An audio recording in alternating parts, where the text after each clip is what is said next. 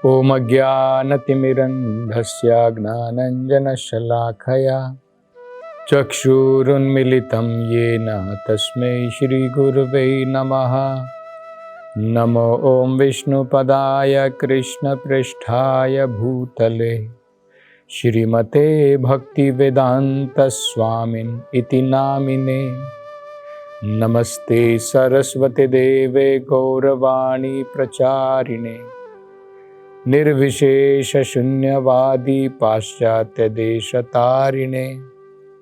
जय श्री कृष्ण चैतन्य प्रभु नित्यानंद श्री अद्वैत गदाधर श्रीवासदि गौर भक्त वृंद। हरे कृष्णा कृष्ण कृष्ण हरे हरे, हरे राम राम राम हरे हरे। हरे कृष्णा। तो आज की कथा से नया अध्याय प्रारंभ होता है। ध्रुव महाराज अब वापस अपने राज्य में आ चुके हैं। पूरे राज्य ने मिलकर के जितने भी लोग थे सबने उनका अभिनंदन किया वापस आने पर, और इस प्रकार से महाराज उत्तानपाद, उनकी रानियां, उनके पुत्र और सारी प्रजा अत्यंत प्रसन्न थी, खुश थे। कुछ समय पश्चात जब महाराज उत्तानपाद ने देखा कि उनके पुत्र ध्रुव अब बड़े हो गए हैं और अब काफी उनको अनुभव हो गया है, और उन्होंने अपने जो उनके खास बड़े महत्वपूर्ण मंत्री गण थे उनकी सलाह भी उन्होंने ली, और उन्हें ये भी पता था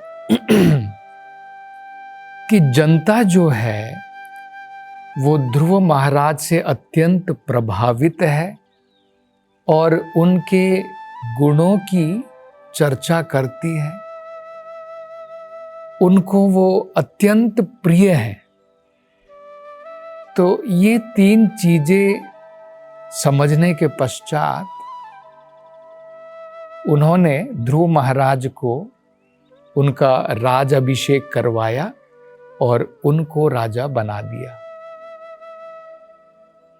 तो कई बार देखिए लोग जो है सोचते हैं कि पुराने समय में राजा लोग होते थे, और आजकल हम लोग देखते हैं कि गणतंत्र है, प्रजातंत्र जिसे बोलते हैं। लेकिन पहले जो है मोनार्की होती थी, एक राजा उसका पुत्र ही राजा बनता था, इस प्रकार से लोग सोचते हैं। लेकिन देखिए यहाँ पर हम इस प्रसंग में देख सकते हैं राजा ने तीन बड़े महत्वपूर्ण जो है चीजों के ऊपर उन्होंने सोचा, विचारा, उसके बाद जाकर के अपने पुत्र ध्रुव को उन्होंने राजा बनाया। पहला, उन्होंने स्वयं अपने पुत्र को परखा, उसके गुणों को, उसके अनुभव को। बाद में अपने जो उनके मंत्रीगण थे, जो श्रेष्ठ मंत्रीगण थे, उनकी सलाह भी राजा ने ली, और साथ साथ में ये भी देखा कि ध्रुव महाराज प्रजा को भी अत्यंत प्रिय है। जो जनता है, जो लोग हैं, उनकी चाहत भी ये है कि ध्रुव महाराज जो है जल्द राज्य संभालें। तो वो स्वयं भी राज ऋषि थे महाराज उत्तानपाद, और जब उन्होंने उसी प्रकार के गुण अपने पुत्र में देखे और मंत्रियों की सलाह भी ली और ये भी देखा कि जनता भी प्रसन्न है, तब जाकर के उन्होंने अपने पुत्र को उनका राज अभिषेक किया। तो जब एक महान राजा जैसे ध्रुव हैं, जो महान वैष्णव हैं, जब वो राजा बनते हैं, या फिर महाराज उत्तानपाद जो थे, या जैसे महाराज युधिष्ठिर थे, इस प्रकार के जब महान वैष्णव जब राजा बनते हैं, तो हम देख सकते हैं कि पूरे राज्य के अंदर में, उनके लोगों में, जो राज्य के जो वहां पर जनता है, जो प्रजा है, जो सुख और समृद्धि वो प्रदान कर सकते हैं, बाकी कोई जो है उस प्रकार की सुख और समृद्धि और संतुष्टि प्रदान नहीं कर सकते हैं। क्योंकि अंतर क्या होता है, जो इस प्रकार के अनुभवी और जो एक सेवक के रूप में, क्योंकि वैष्णव जो है वो अपने आप को भगवान का सेवक सोचता है। उसकी समझ क्या है कि ये राज्य तो भगवान का है, मैं केवल भगवान के प्रतिनिधि के रूप में, इसलिए राजा को नरदेव कहा जाता था। वो भगवान का प्रतिनिधि है। तो भगवान के प्रतिनिधि के रूप में वो राज्य करता था लोगों की सेवा करने के लिए। तो जब इस प्रकार का महान व्यक्ति राजा बनता है, तो सारी प्रजा जो है प्रसन्न रह सकती है।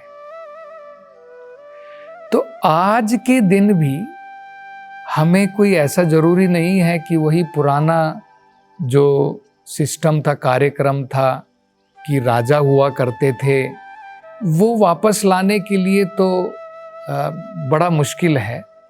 लेकिन आज भी अगर हम ऐसा सोचें कि भाई देखिए, यहाँ पर भी हम देखते हैं कि जनता भी प्रसन्न होनी चाहिए, तो जनता का भी एक भाग रहता है। राजा केवल अपने मनमानी से किसी को राजा नहीं बना देता है। उसने देखिए, महाराज उत्तानपाद ने 3 चीजें जो है सोच विचार उन्होंने किया।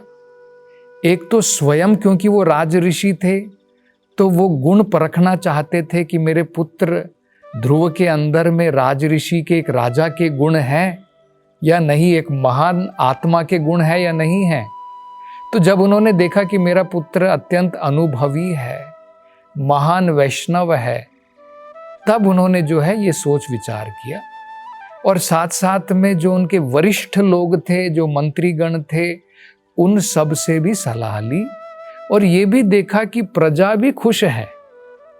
तो आज हम, हो सकता है कि वो दोबारा राजा का राज्य तो आज संभव नहीं है, क्योंकि आज हम देखते हैं कि जगह जगह पर लोग जो है लोकतंत्र और गणतंत्र की ही बात करते हैं।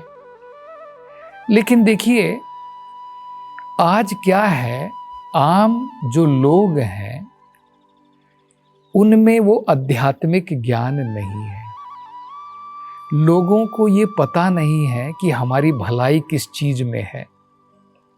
तो इस प्रकार के लोग जो हैं, कई बार हम लोग देखते हैं कोई राजनीतिक जो है, पॉलिटिशियन जो है, पैसे दे करके लोगों को लुभा लेता है और वो लोग जो हैं उसके प्रति वोट डाल देते हैं। तो लोग, क्योंकि जो है उनके अंदर में आध्यात्मिक ज्ञान नहीं है, तो सिस्टम तो चेंज करना मुश्किल है, लेकिन लोगों को तो बदल सकते हैं। मान लीजिए, अगर हम मन लगा करके कृष्ण भावनामृत का प्रचार करें सारे देश के अंदर में और सभी जगहों पर, देश हो विदेश हो, और लोग अगर, आम लोग अगर कृष्ण भावनामृत बन जाएं, तो ऑटोमेटिकली क्या होगा? ऑटोमेटिकली, स्वाभाविक तरीके से वो अपने नेता के रूप में उस प्रकार के व्यक्ति का चुनाव करेंगे जो व्यक्ति ध्रुव महाराज की कैटेगरी का है, जो उनकी श्रेणी का व्यक्ति है। तब अगर इस प्रकार से होगा, तब हम देख सकते हैं कि संसार के अंदर में बदलाव आ सकता है। तब लोग सुख और समृद्धि के साथ, प्रसन्नता के साथ, शांति पूर्वक जो है, जिसे हम लोग कहते राम राज्य, उस प्रकार के राज्य में लोग वास कर पाएंगे। और ध्यान दीजिए, उस प्रकार के राज्य में प्रकृति का प्रकोप भी नहीं होता है। आजकल हम लोग देखते हैं बाढ़ आ जाती है, तूफान आ जाते हैं, भूकंप आते हैं, प्रकृति का भी अनेकों प्रकार से प्रकोप होता है। लेकिन बताया जाता है कि राम राज्य का मतलब ऐसा होता है, किसी की अकाल मृत्यु भी नहीं होती है, उसे राम राज्य कहते हैं। तो आजकल हम लोग देखते हैं कि खासकर जो यंगर जनरेशन है, जो नवयुवक लोग हैं, वो जो है गवर्नमेंट को, सरकार को, अगर वो देखते हैं कि ठीक प्रकार से कार्य नहीं कर रही तो उसको बदलना चाहते हैं। लेकिन बदले में कुछ फायदा नहीं है, क्योंकि एक व्यक्ति से बदल करके हम दूसरे व्यक्ति में बदलते हैं, और चाहे ये व्यक्ति हो चाहे ये हो, सबका आइडिया क्या है, किसी न किसी प्रकार से, अंग्रेजी में कहते हैं ना, बाय हुक एंड क्रुक, किसी न किसी प्रकार से हमें जो है पावर में आना है। और उसके बाद में केवल उनका ध्यान कहाँ रहता है, उनका ध्यान केवल अपनी पोजीशन बनाने में और पैसा बनाने में है। तो भला उनके पास में समय कहाँ है लोगों की भलाई के बारे में सोचने का।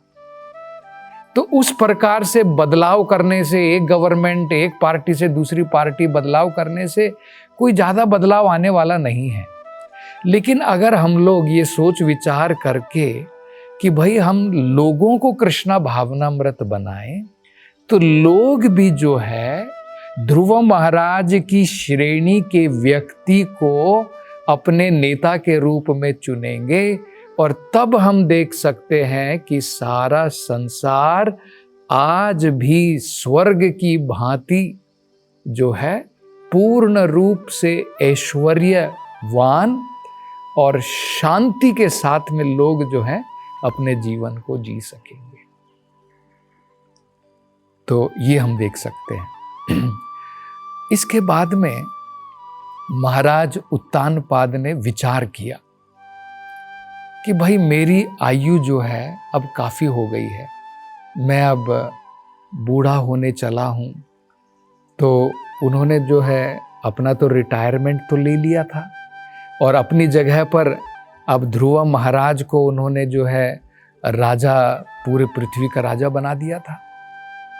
अब उन्होंने अपने बारे में विचार किया कि मैं यहाँ पर महल में रह करके डिपेंडेंट की तरह यहाँ पर अपना जीवन नहीं बिताऊंगा।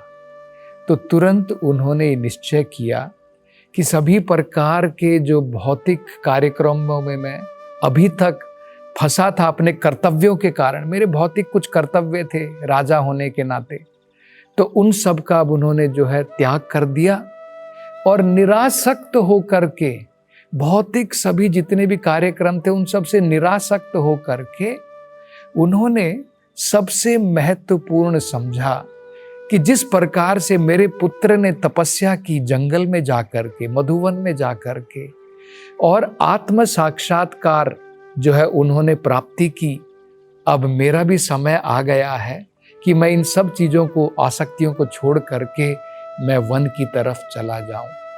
और तुरंत जो है उन्होंने अपने राज्य का त्याग कर दिया और तपस्या करने के लिए वो भी जो है जंगल की तरफ चल पड़े। तो देखिए यहाँ पर हम दोनों चीज़ें देख सकते हैं। ध्रुव महाराज के जीवन में भी उन्होंने तपस्या की और आत्म साक्षात्कार की प्राप्ति की। महाराज उत्तानपाद जो राज ऋषि थे, उन्होंने भी अपने पूरे राज्य का त्याग कर दिया समय आने पर, और अब वो भी जो है जंगल की तरफ चले गए, वन में चले गए तपस्या करने के लिए, आत्म साक्षात्कार प्राप्त करने के लिए। क्यों? क्योंकि मानव जीवन में सबसे महत्वपूर्ण कार्य है आत्म साक्षात्कार की प्राप्ति करना।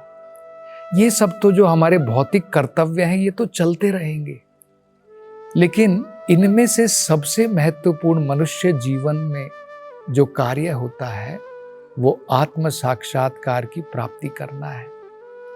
तो आज हो सकता है कि हम ध्रुव महाराज की भांति 5 साल की उम्र में सब कुछ छोड़ करके, या फिर उत्तानपाद की भांति सारे राज्य को छोड़ करके जंगल में जाना तो बड़ा मुश्किल है, लेकिन कम से कम हम इससे ये तो समझ सकते हैं कि भाई तपस्या बड़ी महत्वपूर्ण है मनुष्य जीवन में। ऋषभ देव कहते हैं तपो दिव्यम, तपस्या दिव्य होती है जिसके द्वारा हमारा अस्तित्व शुद्ध होता है, हमारा जीवन शुद्ध हो जाता है। हमें अपने जीवन को शुद्ध करना है ना, तो इसलिए तपस्या करनी चाहिए। कलयुग में चैतन्य महाप्रभु की कृपा से तपस्या बहुत कम कर दी गई है। हमें घर बार छोड़ करके जंगल में जाने की जरूरत नहीं है, हमें संन्यास भी लेने की जरूरत नहीं है। लेकिन महत्वपूर्ण ये है कि हम कलयुग में, जैसे चैतन्य महाप्रभु ने दिया है, भगवान के नाम का जप कर सकते हैं, कीर्तनिया सदा हरि, और साथ साथ में 4 नियमों का पालन कर सकते हैं। नो मीट ईटिंग, मांसाहार नहीं करना है। नो इलिसिट सेक्स, किसी भी पराई स्त्री के साथ संबंध नहीं रखना है या पराई पुरुष के साथ में। नो इंटॉक्सिकेशन, किसी भी प्रकार का नशा नहीं करना है। और नो गैम्बलिंग, और किसी भी प्रकार का जुआ हमें नहीं खेलना। ये पाप कर्म है, इनका हम त्याग कर दे तो यही तपस्या है। और साथ में भगवान के नाम का जप करें, तो इतनी अगर हम लोग तपस्या कलयुग में कर ले तो वही रिजल्ट जो ध्रुव महाराज को प्राप्त हुआ और जो उत्तानपाद को प्राप्त होगा, हमें भी प्राप्त होगा। और ये भी हम लोग समझ सकते, देखिए सीख सकते हैं। आजकल हम लोग देखते हैं कि पॉलिटिशियन जो है मृत्यु तक भी अपनी पोस्ट पर बने रहना चाहते, छोड़ना नहीं चाहते। पहले ऐसा नहीं था। हम देखते हैं कि कुछ समय आने के बाद में व्यक्ति जो है आत्म साक्षात्कार की तरफ ध्यान दे करके बाकी सब कुछ त्याग कर देता था। और अब आगे जो है इस कथा में चर्चा अगली कथा में करेंगे। हरे कृष्ण।